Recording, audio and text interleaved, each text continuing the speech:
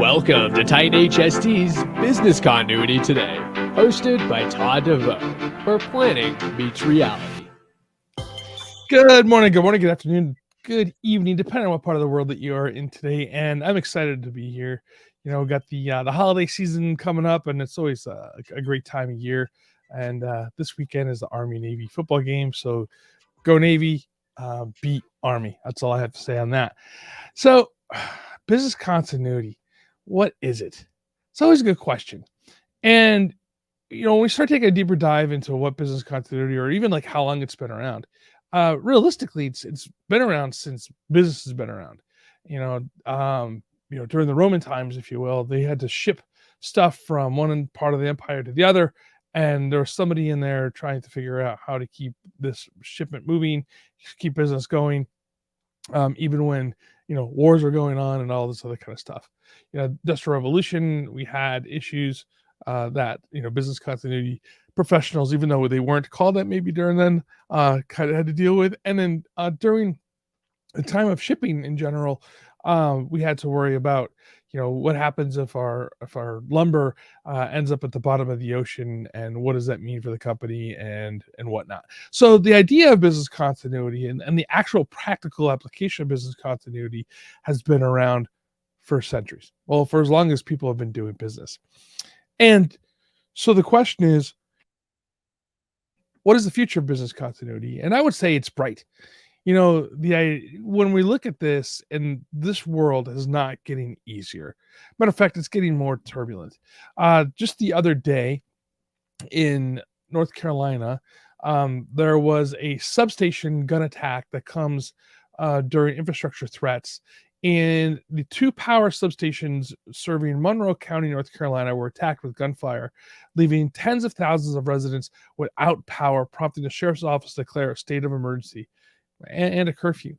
So we're having small attacks on our power grid. Now, if you remember this is not a one-off. We had this happen, I think it was like 10, 15 years ago, maybe longer. Oof, time flies.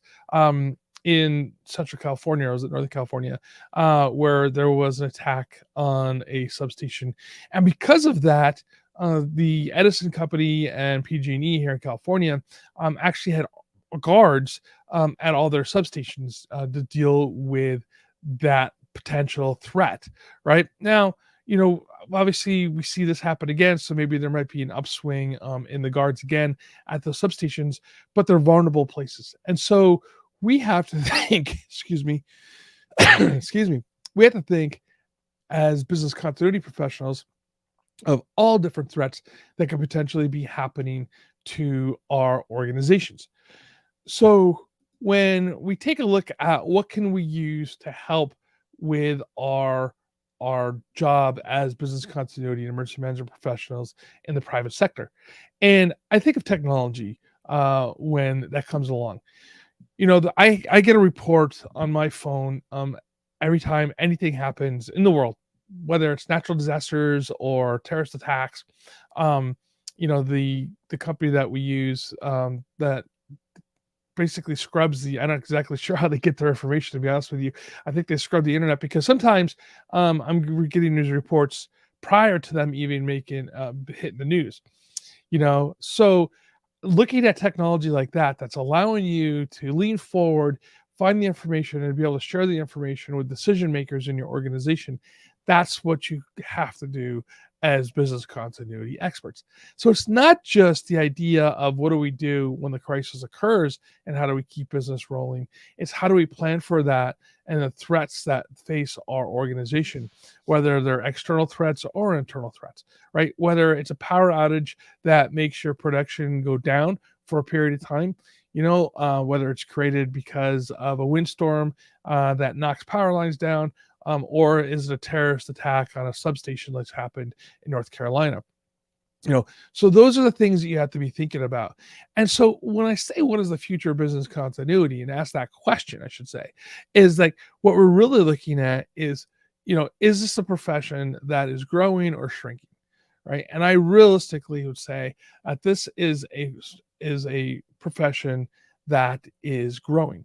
So due to commercial pressures, organizations should have a vulnerability list and investment and standby systems and critical backup systems as well, right? So when you are doing this as a business continuity professional, you have to assess what works for your organization, what may not work for your organization, put together a position paper, and present that to your C-suite. Now, one of the things that I really think should occur coming from the C-suite, and this, yes, I'm talking to you guys right now, is have your business continuity professional almost be should be a standalone group that is working for you and has direct access to the C-suite and not have to go through layers, right? And we have the same problem in emergency management where we have layers and information doesn't get to the decision maker in a timely fashion. In the case with the information that we're receiving here with threat against the organization, right, that means that we should be pushing this information both up the chain of command and both basically back down to the organization with a decision made and how you're going to be dealing with that situation. The business continuity professional should be there helping you go through that decision making process, right? And that's the whole reason why you have a business continuity professional in your organization to take a look, to create these products, to create the threat assessment, and to push this up. And also looking at what's happening in the world. We have storm threats that were occurring just not too long ago, and the city of Buffalo and that area over there got pounded with snow, a blizzard basically. And actually, I think it was called a blizzard. And so what's that do? Well, obviously, it shuts down business and commerce in the Northeast, or at least in Buffalo and that area, due to the snow, right? But it also impacts how we do business across the rest of the United States due to air traffic issues and whatnot. And we talked about that in an earlier podcast, right? And so those are type of the things that actually, as business continuity professionals, that you should be putting a product that you should be putting out as well. And we take a look at terrorist threats. And we've had terrorist threats not just since 9/11, right? That was that was the big one, right? But if you think about in England during the 70s and the 80s with the constant bombings and stuff that was occurring. Well, it says a constant, but the bombings and stuff that was occurring during the battle with the IRA, you have Israel that is being hit. You have the nightclubs that were hit in Germany during the 80s. So terrorism is one of those threats that we always have to be considering, whether it's domestic or international terrorism. And what is a terroristic threat matrix for your particular area, right? And you can get that information relatively easy through the internet and looking at different websites and quality websites and different products that you could purchase to take a look at that threat that is occurring in your area. Also, pay attention to the news, right? What is occurring specifically? Let's look at the summer of 2020 after the George Floyd incident and all the protests that occurred across the country and in certain parts of cities where they basically burned the cities in those areas, creating havoc and issues, specifically, especially those businesses that were impacted by the violence that occurred during that time. So, leading forward again, looking at that, seeing where protests are occurring, using things like Twitter to take a look at the chatter that is happening. And you can use a TweetDeck as an example, put in different hashtags and follow different things that are happening across the area that you're in to see how those things are impacting you. So, these are things that as business continuity professionals have to know what resources that they have out there, and then how you share the resources. And we've talked openly here on Business Continuity Today, brought to you by Titan HST, about the products that Titan HST has that can help you actually as business continuity professionals to be able to share the information.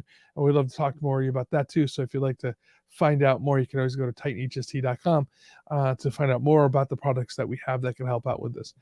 So it's not just about that technology. All right. It's about the idea of you all right, as a business continuity professional, to be able to have that conversation, that open and honest conversation with the C-suite at your company, right, the decision makers, to say, hey, these are the things that are occurring. This is how I think it's going to impact our company. This is why. Create those products out there for your company, push those up, and allow them to do their job, right, and making decisions. And I think that's the critical part. At the end of the day, business continuity is about leaning forward, right? It's about taking a look at what's happening and what impacts could potentially be happening to your organization, the threats against them, being able to produce that product to get to your C-suite for decision making, and then at the end of the day, keeping business running during crisis. And so I think that the future of business continuity is strong. I don't see it going away anytime soon. And in fact, it's been with us since the beginning of time, since we've been doing business.